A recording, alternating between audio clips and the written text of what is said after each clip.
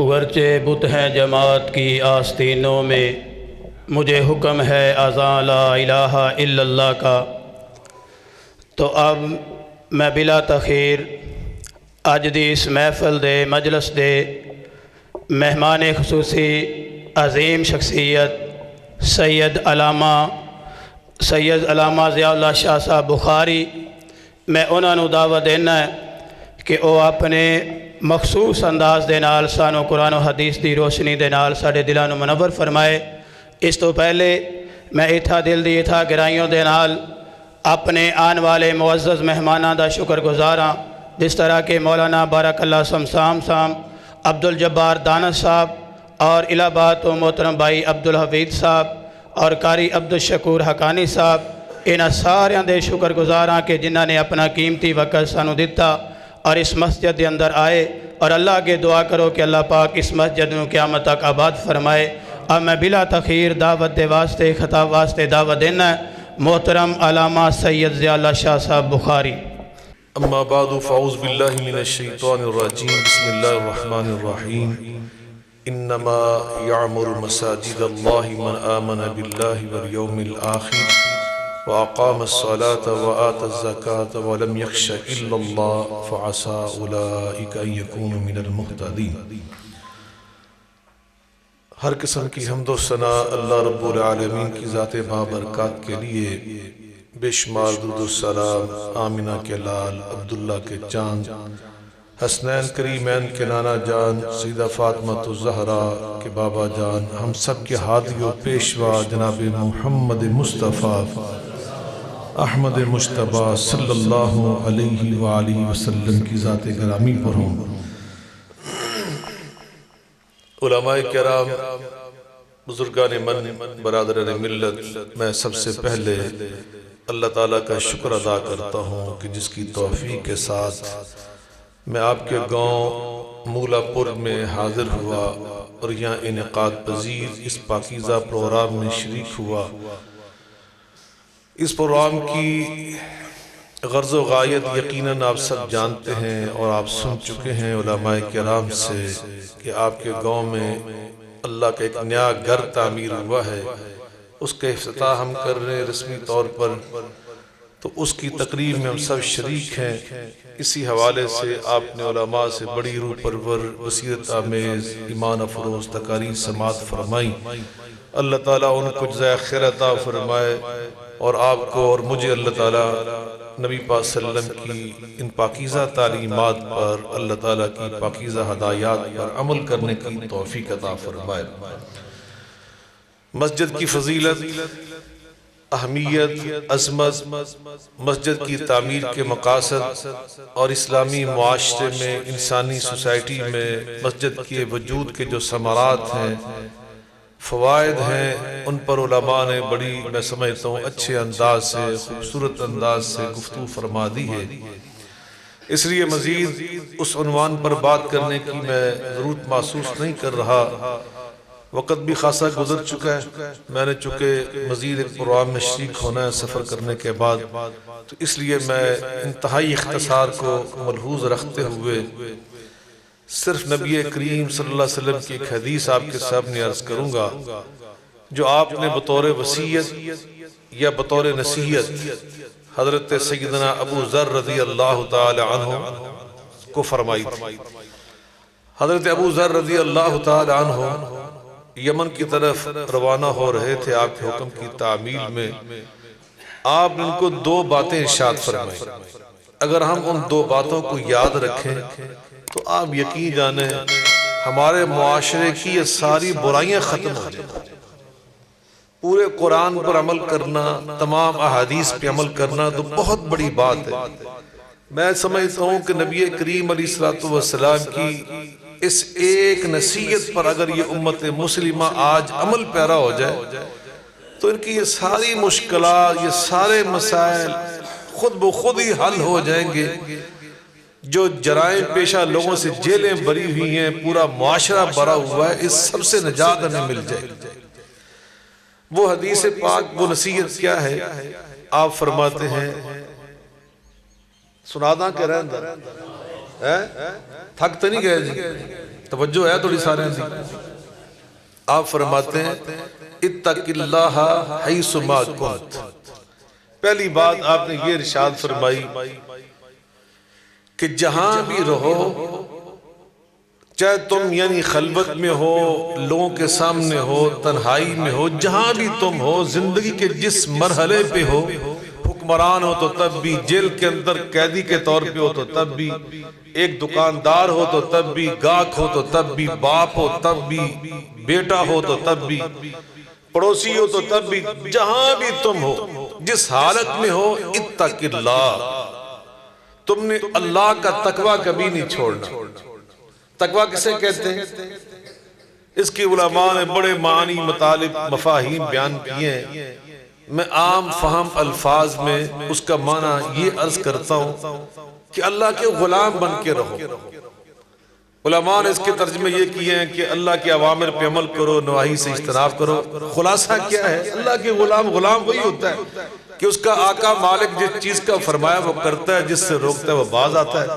تو فرمایا کہ اللہ کے غلام بن کے رہنا، اللہ کی غلامی سے کبھی زندگی میں انحراف نہیں کرنا.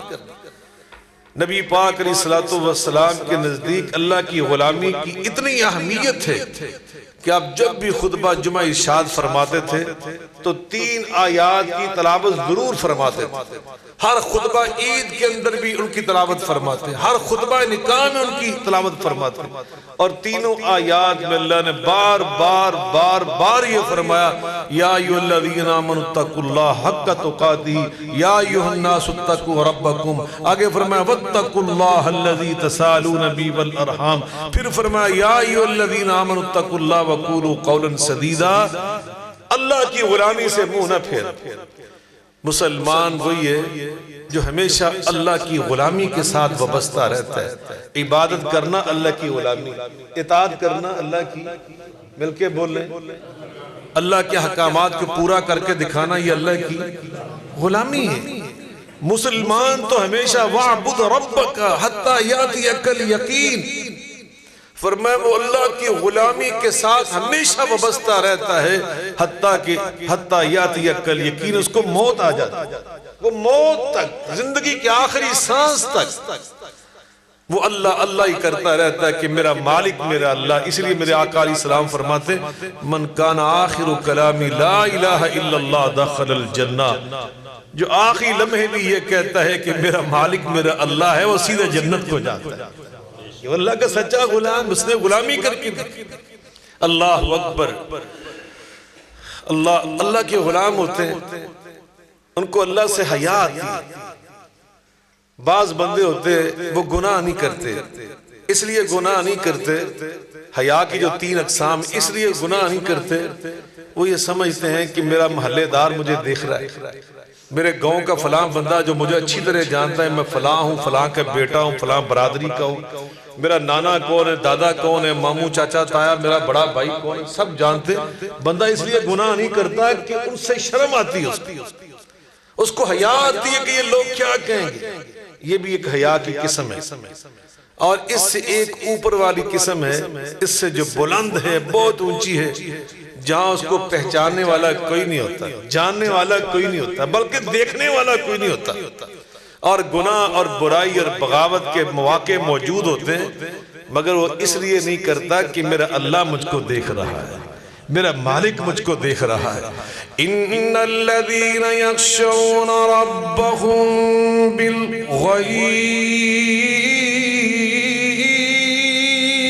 بالغیب، ان الذین یخشون ربهم بالغیب لهم مغفرة وأجر كبير. وأسروا قولكم أو اجهروا به إنه عليم بذات الصدور. ألا يعلم من خلق وهو اللطيف الخبير.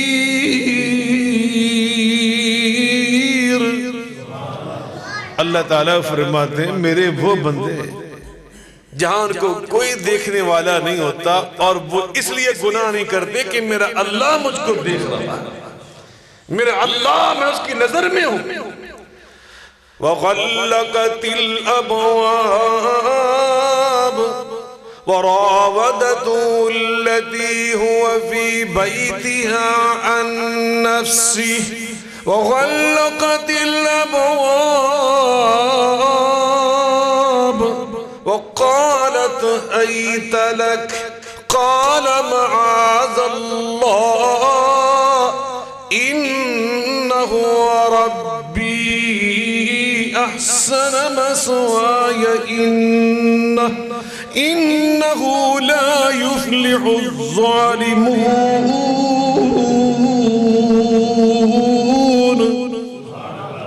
اللہ تعالیٰ فرماتے ہیں یوسف علیہ السلام، یوسف صدیق علیہ السلام، اللہ نے ان کا کردار اس لیے ہمارے سامنے پیش کیا کہ اللہ کے غلام اس طرح کے ہوتے ہیں کہ اللہ پاک ان کو وہاں بھی محفوظ رکھتا ہے، اس لیے کہ ان کے دل میں اللہ کی حیا ہوتی ہے۔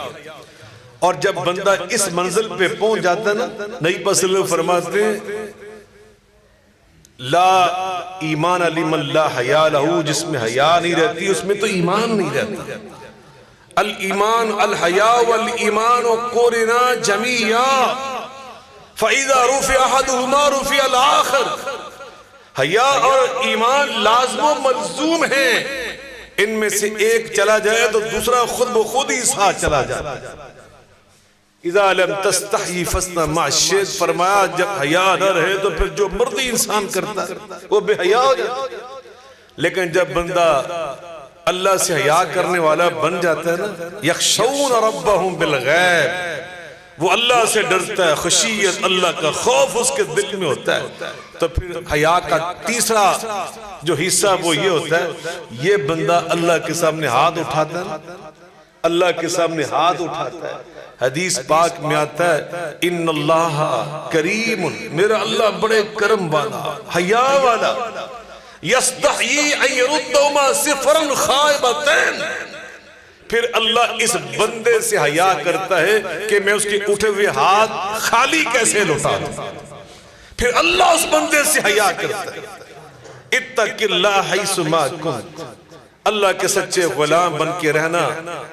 میں اس پہ اختصار کرتا ہوں، دوسری نصیحت کے جو دوسرا حصہ ہے وہ فرمایا وَخَالِقِ النَّاسَ بِخُلُقٍ حَسَنٍ، اللہ کے بندوں کے ساتھ جب بھی معاملہ کرنا ہے تو بِخُلُقٍ حَسَنٍ، اچھے اخلاق کے ساتھ کرنا ہے۔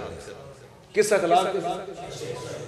بِخُلُقٍ حَسَنٍ، ایسے اخلاق کے ساتھ، ایسے طریقے کے ساتھ کہ جس میں حسن ہو، جس میں خوبصورتی ہو، حسن اخلاق جسے ہم کہتے ہیں۔ نبی کریم علیہ السلام کی میں آپ کو 3 احادیث سناتا ہوں، سن کر آپ کا ایمان تازہ ہوگا۔ آپ فرماتے ہیں ما شیء اسقل فی میزان المؤمن من حسن خلقہ، قیامت کے دن جب مومن کی نیکیاں برائیاں اللہ کے ترازو میں تولی جائیں گی تو جو سب سے بڑی اور سب سے وزنی نیکی ہوگی وہ اس کا اچھا اخلاق ہوگا۔ اخلاق سے بڑی وزنی نیکی کوئی نہیں۔ نبی پاک صلی اللہ علیہ وسلم فرماتے اکمل المؤمنین ایمانا احسنم خلقا، جس کا اخلاق بلند ہو جاتا ہے اس کا ایمان مکمل ہو جاتا ہے۔ ان المرء لیدرک درجۃ الصائم والقائم بحسن خلقہ، قیامت کے دن بعض بندے جنہوں نے زندگی میں کبھی تہجد نہیں پڑھی ہوگی، کبھی نفلی روزے نہیں رکھے ہوں گے، اللہ فرشتوں سے فرمائے گا ان کو لے جاؤ، لے جا کے تہجد گزاروں کی جماعت میں شامل کر دو، ان کو لے جاؤ نفلی روزے داروں کے ساتھ کھڑا کر دو۔ فرشتے کہیں گے یا اللہ کے کھاتے میں نامہ اعمال میں تو ایک بھی نفلی روزہ نہیں ہے، ایک بار بھی تہجد پڑھنا موجود نہیں ہے۔ فرمایا بے شک تہجد نہیں پڑھتے تھے، بے شک نفلی روزے نہیں رکھتے تھے، بے حسن خلق ہی ان کا اخلاق بہت بلند تھا۔ بلند اخلاق کسے کہتے ہیں؟ طلاقت الوجہ، چہرے کا مسکرانا۔ جب کوئی ملے آ کر تو کیسے ملنا چاہیے؟ کیوں جناب؟ پیشانی پہ سلوٹیں پڑی ہوں، 12 بجے ہوں، یبوست ٹپ کری ہے، خشکی سے بندہ مرا ہوا، گردن میں سریہ ہو تکبر اور گمنڈ اور غرور کا، اسے اخلاق کہتے ہیں۔ طلاقت الوجہ، چہرہ مسکرانے والا۔ نبی کریم علیہ السلام کی تواضع کا حال یہ تھا، کان یسلم علی الصبیان، بڑے تو بڑے میرے آقا علیہ السلام تو بچوں کو خود جا کے سلام کیا کرتے تھے۔ یہ تھا نبی صلی اللہ علیہ وسلم کا اخلاق۔ آپ کو پتہ چلا عمیر صحابی تھے رضی اللہ تعالیٰ عنہ، ننھے منھے جیسے یہ بچہ ہے، چھوٹی سی عمر تھی ان کی، اور انہوں نے ایک طوطا پالا ہوا تھا۔ ایک دن نبی صلی اللہ علیہ وسلم کو پتہ چلا کہ عمیر آج بہت رو رہا ہے، غمگین ہے۔ پوچھا کیوں؟ بتایا گیا کہ اس کا طوطا مر گیا، اس لیے وہ غمگین ہے طوطے کے مرنے پر۔ میں قربان جو رسول اللہ صلی اللہ علیہ وسلم کے اخلاق پر، آپ مسجد نبوی سے چلے، اس کے گھر پہنچ گئے اور جا کر اس عمیر کے ساتھ اس کے مرے ہوئے طوطے کا افسوس فرمایا، افسوس کیا، اس کے آنسو پونجے۔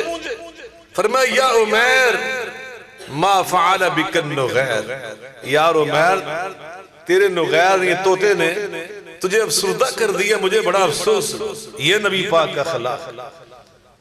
اور ہماری کرتوت یہ ہے، یہاں کسی کی ماں مر جائے، باپ مر جائے، بھائی مر جائے، چونکہ اسی بڑے وڈے چودھری، بڑے وڈے وڈیرے تے مولوی، بڑے وڈے علامہ تے فہمہ تے فلاں کی شہمہ سی لیڈر، تو افسوس کرنا بس گوارا نہیں کرنا۔ یہ ہمارے اخلاق کا، سلام کرنا گوارا نہیں۔ اس لیے کہ ہم بہت بڑے لوگ، اس کائنات میں اللہ کے بعد سب سے بڑا ہے تو محمد مصطفیٰ صلی اللہ علیہ وسلم۔ ان کا اخلاق تو یہ، ان کا کردار تو یہ۔ ایک یہودی سردار تھا مدینہ شریف میں، کون تھا؟ یہودی سردار، علماء میرے دائیں بائیں سامنے بیٹھے ہیں۔ ہماری متحدہ جمعیت اہل حدیث ضلع قصور کے ناظم اللہ مولانا محمد انیسہ یہاں تشریف فرمائے۔ ہمارے بہت بڑے اہل حدیث رہنما حضرت مولانا بارک اللہ سمسام صاحب تشریف فرمائے، مولانا عبدالجبار صاحب موجود ہیں، مولانا اسحاق صاحب موجود ہیں، دانش صاحب موجود ہیں، سارے احباب یہاں موجود ہیں۔ ہماری مولا پور کی مرکزی مسجد کے خطیب آپ کے سامنے ابھی خطاب فرمائے۔ اتنے علماء کی موجودگی میں آپ کو یہ بتا رہا ہوں، ایک یہودی سردار، اللہ اکبر۔ میرے ناظم دفتر اور ہمارے اس کام میں بڑے متحرک بھائی عبداللہ شاکر صاحب موجود ہیں، سب علماء کو اللہ جزائے خیر عطا فرمائے، ان کی محنتیں کوششیں اللہ قبول فرمائے۔ اس مسجد کے بانی ہمارے بزرگ حضرت مولانا حکیم عبید اللہ سلفی صاحب، اللہ ان سب کو سلامت رکھے، ان کے صاحبزادگان کو اللہ جزائے خیر عطا فرمائے، آپ کو اللہ اجر عظیم عطا فرمائے۔ یہودی سردار، اس کا بیٹا بیمار ہو گیا، یہودی کا بیٹا اور یہودی سردار کا بیٹا۔ نبی صلی اللہ علیہ وسلم کے اخلاق کا حال یہ کہ آپ اس کے گھر تشریف لے گئے، جا کے دروازے پہ دستک دی۔ سردار کو معلوم نہیں کہ کون ہے، اس نے دروازہ کھولا تو دیکھا سامنے محمد کریم علیہ السلام تشریف فرما۔ حیران ہو کے کہتے جی آپ کیسے؟ آپ تشریف لائے؟ فرمایا مجھے اطلاع ملی تیرا بیٹا بیمار ہے، میں اس کی تیمارداری کرنے آیا ہوں۔ خوشی سے اس نے دروازہ کھولا، پاؤں اس کا زمین پہ ٹک نہیں رہا خوشی سے کہ مسلمانوں کے پیغمبر، کائنات کے سردار حضرت محمد مصطفیٰ علیہ السلام میرے گھر تشریف لائے۔ آپ آئے نا اندر، دیکھا اس نوجوان کی طبیعت زیادہ خراب ہے، بلکہ جان کنی کا ٹائم بالکل اس پہ طاری ہو رہا ہے، تو میرے آقا علیہ السلام نے اس کے سینے پہ نبوت کا ہاتھ پھیرا۔ میں ہوں یا تسی ہوں نا، تسی کہنا اسی یہودی گئے جی ساڑھے سے انہوں یہودی تو نہیں رہندے، سائی رہندے رہے تے سائی نو ہاتھ لگ جائے کہنا یہ ہاتھ نے پاک ہو گیا، ساڑھا ہاتھ پلیت ہو جائے۔ مگر میں قربان جاؤں کائنات میں وہ ہستی کہ جس کے ہاتھ سے کسی کا ہاتھ لگ جائے تو اللہ اس پہ جہنم کو حرام کر دیتا ہے۔ اتنا پاکیزہ ہاتھ آپ نے اس کے سینے پہ پھیرا، اور ہمیں کیا سبق مل رہا ہے؟ اسوہ کیا ہے؟ اہل حدیث ہونے کا مطلب، اہل سنت ہونے کا مطلب کیا ہے؟ جو آقا کی حدیث اور سنت پر اس پہ عمل کرو۔ تم نے صرف اور صرف حدیث اور سنت نماز تک محدود کر دی، نہیں میرے بھائیوں، پوری زندگی کے لیے ہمیں یہ بھی سبق مل رہا ہے۔ کوئی غیر مسلم ہمارے معاشرے میں، ہماری ریاست میں، ملک میں بیمار ہو جائے تو سانوں دا پتہ لینا چاہیے نہیں لینا چاہیے؟ کیوں جناب؟ اچھی بولو، ڈر دے پہ تو جے کوئی چلا جائے تو پھر فتوی سانو بھی لانے چاہیے. لو سائیاں دے کر گیا لے مولا احساس سن تو جان کسے پادری دی خبر لے تو جے پورے ٹھیم موڑنے نے اخلاق جلوس نہ کرے. وڈے وڈے جناب دیندار ٹھیکہ لے رہے ہیں دیندار. اللہ کے بندو یہ تمہارا انداز، یہ اخلاق تمہیں دین نے سکھایا. جتنا کوئی زیادہ پہلی صف کا نمازی ہوتا ہے اتنا ہی سخت طبیعت کا بن جاتا ہے. یہ دین تمہیں سکھاتا ہے. دین تو عاجزی سکھاتا ہے، اخلاق سکھاتا ہے. حضرت امام ابن تیمیہ شیخ الاسلام رحمت اللہ علیہ اسی حدیث پاک کی تشریح میں ارشاد فرماتے ہیں کہ نبی پاک صلی اللہ علیہ وسلم نے دو چیزیں سکھائیں حضرت ابو ذر کو رضی اللہ تعالیٰ. اور پہلی چیز جو ہے نا وہ فرماتے ہیں ان التقوی یصلح ما بین العبد وما بین ربہ. بندے کے درمیان اور اس کے رب کے درمیان جو رشتہ ہوتا ہے نا اس کو تقوی مضبوط کر دیتا ہے. اس کو تقوی اگلی گل بھی دساں اگلی گل وہ سانو بڑی اوکھی لگتی. فرمایا وَإِنَّ الْخُلُقَ يُصْلِحُ مَا بَيْنَ الْعَبْدِ وَبَيْنَ الْعِبَادِ. اور جو اخلاق ہے نا یہ اس بندے اور دوسرے سارے انسانوں کے درمیان جو معاملات ہوتے ہیں نا ان سب کو بہتر کر دیتے ہیں. اخلاق سے بندہ دوسروں کے دلوں میں اپنی جگہ بنا لیتا ہے، لوگ سے محبت کرتے ہیں، ہر دل عزیز بن جاتا ہے. اب ایک بندہ آکڑ کے توڑے مسافہ ہی نہ کرے تو توڑے دل جو دی محبت ہو گئی. دسو ذرا اچھی بولو. ویسے آج کل اسی سے دیکھے ہیں جڑا کوئی بہت آکڑ خواہ ہے نا لوکی بہت انہیں پیچھے پاچھے جڑا کوئی سلام تو آپ بہت ہی کرے نا کہتے ہیں یہ فضول آدمی اندھی حسیت ہی کی ہے. ہاں جی یہ کوئی حسیت اللہ دار دے سانو سلام کر نہیں. معیار اپنے ٹھیک کرو، اپنی سوچ کو درست کرو، اپنے آپ کو دین کے ڈھانچے میں سانچے میں ڈالنے کی کوشش کرو. تو بہرکیف نبی کریم علیہ السلام نے اس کے سینے پہ ہاتھ پھیرا اور محسوس فرمایا چونکہ نبی ہیں، نبوت کی آنکھ ہے کہ اس کا ٹائم بالکل قریب آ گیا. آقا علیہ السلام فرماتے ہیں بیٹا کلمہ پڑھ لو، میرے دین کا کلمہ پڑھ لو، میری نبوت کو تسلیم کر لو، لا الہ الا اللہ محمد رسول اللہ یوں کہہ لیں. یہ آپ فرمایا پڑھ لو. فنظر الی ابیہ، اس نوجوان یہودی نے اپنے باپ سردار یہودی کی طرف دیکھا. اب اس کا جو باپ تھا نا تھا یہودی، سردار تھا، وڈیرا تھا یہودیوں کا، مگر نبی پاک کے اخلاق کا اس پہ اتنا اثر ہو چکا ہے وہ بے ساختہ کہتا ہے اتے ابو القاسم صلی اللہ علیہ وسلم بیٹے جو ابو القاسم علیہ السلام فرما رہے ہیں تو فوراً مان لو. اسلام ایویں نہیں پھیلتا. کیسی آدھی مسیحتیں بہ کے دے غیر مسلم تو غیر مسلم، ہم تو اپنے مسلمان بھائیوں کو نہیں چھوڑتے. ہم تو جو اپنے کلمہ گو بھائی ہیں وہ فلانا بریلوی ہے، فلانا دیوبندی ہے، فلانا فلانا ہے. حیران کی ہوتی. اب حکیم یہ عالم بھی ہیں، حکیم بھی ہیں.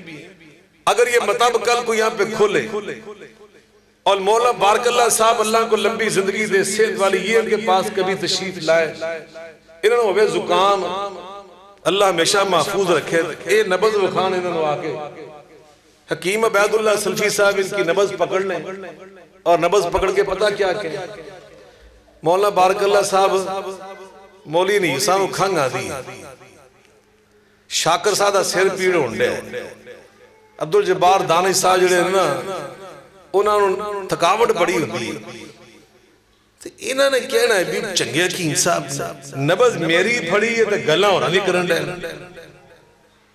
کیوں جی ہوئی کچھ ہوئے گا بھی نبض میری پھڑی میری گل دسو میں نو کی ہے. آیا تو میں ان کے پاس ہوں علاج کروانے، تشخیص کروانے، نسخہ پوچھنے، دوا لینے، مجھے تو دوا دے نہیں رہے، مجھے بتا نہیں رہے، گلہ تجھے نہیں کرنے. ایتھے بھی حالے بھی اے جڑا بندہ ایتھے بیندہ نا کہ جتھے میں بیٹھا میں تو طالب علم ہوں. ابھی حضرت بیان کر رہے تھے یہ ہوتے ہیں روحانی معالج. ہم لوگ جو ان کے پاس آتے سامنے آگے بیٹھ جاتے ہیں گویا ہم ان کو نبض پکڑاتے ہیں کہ جناب جو ہمارے اندر کمی کوتاہی ہے وہ بتائیں وہ ہم نے ٹھیک کرنی. ایسے گل واسطے آئے، اب آپ آئے میرے سامنے، تو میرا فرض یہ بنتا ہے بطور روحانی معالج کہ جو آپ کے اندر مجھے کمی کوتاہی محسوس ہو رہی ہے، میں اچھے طریقے سے آپ کو وہ بتاؤں۔ یہ میرا نہیں فرض بنتا کہ جڑے لوگ تھے بیٹھے ہی نہیں، میں انہوں نے گلہ شروع کر دوں، نبض توڑی پڑی توڑی میں گل کر دی، میں تو انہوں دسنے کہ ہم نے یہ ہماری کمزوری اس کو ٹھیک کریں، اس کو بہتر کریں۔ اللہ ہمیں اس کی توفیق عطا فرمائے۔ نبی پاک صلی اللہ علیہ وسلم نے جب فرمایا نا تو اس کے باپ نے کہا مان لو جو فرما، چنانچہ اس نوجوان نے فوراً کلمہ پڑھا۔ اگلی گل رہن دی سنا دی، چلو اتھی میں گل مکانا ہے۔ نبی پاک صلی اللہ علیہ وسلم جیسے ہی کلمہ پڑھایا نا، اس یہودی نوجوان کی روح پرواز کر ادھر کلمہ پڑھا ادھر جان اسے نبی پاک صلی اللہ علیہ وسلم وہاں سے باہر نکلے تو کیا فرمایا؟ الحمدللہ الذی انقذہ بی من النار۔ اللہ میں تیری حمد اور تیری ثنا پڑھتا ہوں، میرے آنے کی برکت سے اس یہودی نوجوان کو تو نے جنتی بنا دیا۔ میں قربان جو نبی پاک کی شان پر، اور نبی پاک کا کلمہ پڑھ کر وہ یہودی نوجوان آپ کو دیکھ کر صحابی بن گیا۔ کیا بن گیا؟ کیوں حضرت جی؟ اور صحابی کیسا بنا؟ جس صحابی نے کلمہ پڑھنے کے بعد نہ کبھی زندگی میں وضو کیا، نہ اس نے ایک نماز پڑھی، نہ اذان کی، نہ اقامت کی، نہ روزہ رکھا، نہ حج کیا، نہ عمرہ کیا، نہ جہاد کیا، نہ قرآن پڑھا، نہ ذکر اذکار کیا، نہ سخاوت کی، نہ زکوٰۃ دی، ادھر کلمہ پڑھا، آقا کی طرف دیکھا، صحابی بنا، ادھر جان نکل گئی۔ معلوم ہوا نبی کا صحابی ایک لمحے کا ہو، اللہ اس پہ جنت کو واجب کر دیتا ہے۔ صحابی رسول ہونا کوئی معمولی بات، اور وہ صحابہ جنہوں نے پوری زندگی نبی پاک کے ساتھ گزار دی، پوری زندگی ہر شے قربان کر دی، اور اہل بیت اطہار وہ تو نبی پاک کا خون بھی ہیں، نبی پاک کے صحابہ بھی۔ اللہ اکبر۔ اللہ پاک ہمیں سب سے محبت کی اور سب کا ادب کرنے کی توفیق عطا فرمائے۔ تو میرے بھائیوں، مساجد بنانے کا مقصد یہی ہے، آپ یہاں سے دین سیکھیں اور اللہ کی غلامی کے طریقے سیکھیں اور اخلاق اپنا بلند کریں، اپنے اندر عاجزی پیدا کریں، اور دوسرا اس کا ہوتا ہے کہ انسان کی گفتگو میں مٹھاس ہو، نرمی ہو۔ جب بھی کسی سے بات کریں تو کیسے کریں؟ ٹھا سوٹے نہ ماریا کریں، فتوے نہ ٹھوکیا کریں، نہ پتہ نہ فتوہ ہوندہ کی ایمیں فتوے لائی رہا دی، اوندی نماز نہیں ہوندی، فلانے دی، تسی کون ہوندے؟ نہ توڑے کو علم، نہ توڑے کو اصول دین۔ فتوہ دینا ہر بندے کا کام نہیں، ہر مولوی کا کام ہے۔ مجھے آپ بتائیں، ایسے کتنے ڈاکٹر بیٹھے رہے؟ ہر بندہ سرجن ہو سکتا ہے؟ ہر ڈاکٹر سرجن ہے؟ تو میرے بھائیوں، فتوہ دینا یہ الگ شعبہ ہے۔ مدینہ یونیورسٹی میں وہاں الگ الگ فیکلٹیز تھیں، الگ الگ شعبے تھے۔ کسی شعبے میں صرف قرآن پڑھنا سکھایا جاتا تھا بنیادی طور پر، کسی میں حدیث پاک کا علم پڑھایا جاتا تھا بنیادی طور پر، کسی میں دعوت و تبلیغ کا طریقہ سکھایا جاتا تھا بنیادی طور پر۔ اور اللہ پاک کا فضل ہوا، میں نے جس شعبے میں پڑھا وہاں پر فتوہ دینا اور قاضی بننا یہ سکھایا جاتا تھا۔ میں اتھے ہوتا ہے، میں انہوں قاضی ہونا سی بڑا وڈا، لیکن اسی پاکستانی واپس موڑ آئے تھے، آگے تھے مولوی بن گئے۔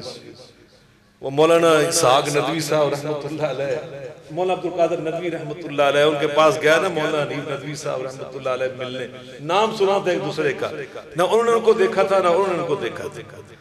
تو مولانا حنیف ندوی صاحب چونکہ لکھنؤ میں ندوۃ العلماء، لکھنؤ میں بڑی نزاکت ہوتی ہے لوگوں کے اندر، لباس میں، کھانے پینے میں، گفتگو میں، بڑی نستعلیق قسم کے وہ لوگ ہوتے ہیں۔ چونکہ میرے ساتھ لکھنؤ کے طلبہ پڑھتے رہے، میرے ساتھ کمرے میں رہے 2 سال، تو مولانا حنیف ندوی صاحب پر وہ رنگ پورا چڑھا ہوا تھا لکھنؤ والا، ساری زندگی وہی پجامہ پہنتے رہے، اسی طرح کا لباس پہنتے رہے، اسی طرح کی چائے پیتے تھے، انداز وہ تھا گفتگو کا، لکھنے کا سٹائل۔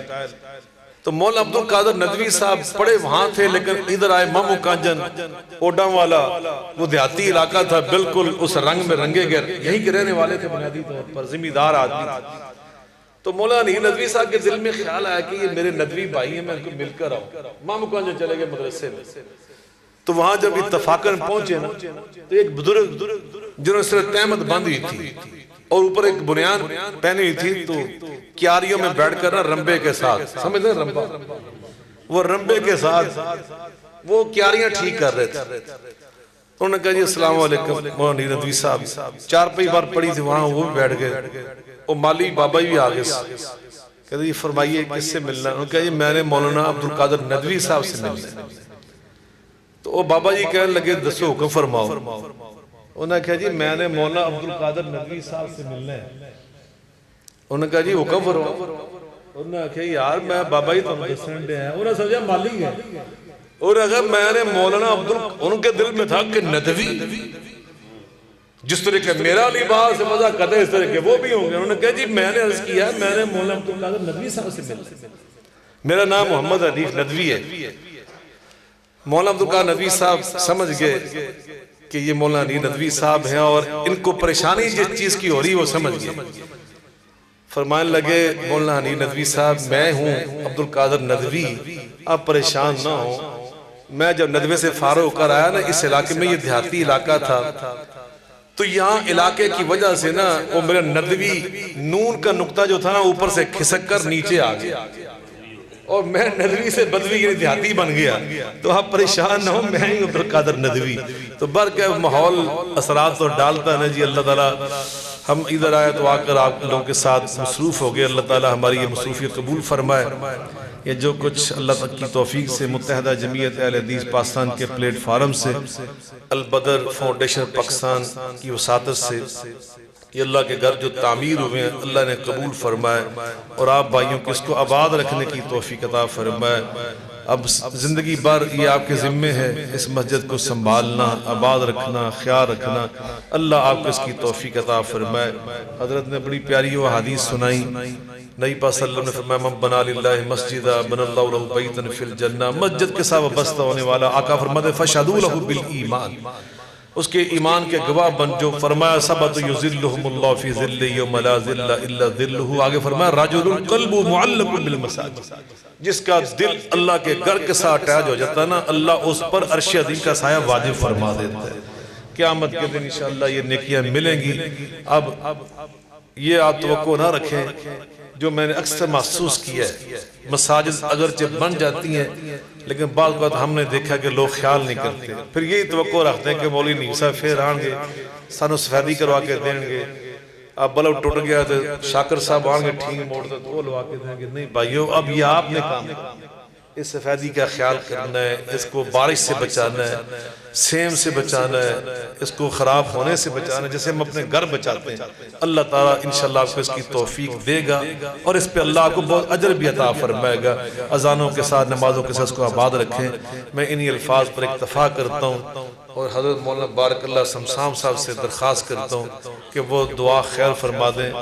تو یہ ہوں توڑا جی اگر حکومت تو خارج ہونا جائے پھر کم نہ کرے، جی حکومت ہی ہے پھر ہر بندہ تبلیغ کرے، تبلیغ وہ کرنی نمازاں پنجے پڑھیا کرو، پائی داڑھی نہ بنایا کرو، سیٹاں سوٹے نہ لاؤ، پائی جھوٹ نہیں بولنا، سچ بولنا ہے، نرمی نال پیار نال گلاں کرنیاں، اینی گل ہے۔ اللہ عمل دی توفیق عطا فرمائے۔ الہکم الہ واحد لا الہ الا هو الرحمن الرحیم، بسم اللہ الرحمن الرحیم، الف لام میم، اللہ لا الہ الا هو الحی القیوم، الحمدللہ رب العالمین والعاقبۃ للمتقین، اللہم صل علی محمد وعلی آل محمد كما صليت على إبراهيم وعلى آل إبراهيم إنك حميد مجيد، اللهم بارك على محمد وعلى آل محمد كما باركت على إبراهيم وعلى آل إبراهيم إنك حميد مجيد، ربنا ظلمنا أنفسنا وإن لم تغفر لنا وترحمنا لنكونن من الخاسرين۔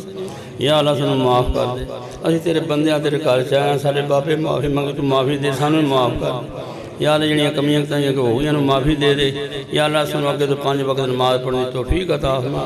اسی تیرے بندے ہاں، تیرے گھر وچ آئے بیٹھے ہیں، اللہ اس گھر نوں اللہ آباد فرما، یا اللہ جڑے آنڈی گوانڈی نے اللہ پاک انہوں نے دل اس پر سے موڑ دے اللہ پاک جب جزان ہوئے اللہ اکبر مولا تیرے کار انہوں نے آمن دی توفیقت ہو جائے سارے میں یا اللہ آمن دی توفیقت آہما اللہ جنہاں نے کار کوشاں کی تھیں محنتاں کی اللہ انہیں محنتاں قبول فرما انہوں واسطے نجات دا ذریعہ فرما اللہ پاک سارے دلوں محبت دین دے پیدا فرما اللہ پاک سے لوگوں نے نیکی دیاں گلاں دا سی برائی تے روکیے اللہم انا اعوذ بک من جہد البلاء و درک الشقاء و سوء القضاء و شماتۃ الاعداء ربنا لا تزغ قلوبنا بعد إذ هديتنا وهب لنا من لدنك رحمة إنك أنت الوهاب ربنا هب لنا من أزواجنا وذرياتنا قرة أعين واجعلنا للمتقين إماما ربنا اغفر لنا ولإخواننا الذين سبقونا بالإيمان ولا تجعل في قلوبنا غلا للذين آمنوا ربنا إنك رؤوف رحيم رب ارحمهما كما ربياني صغيرا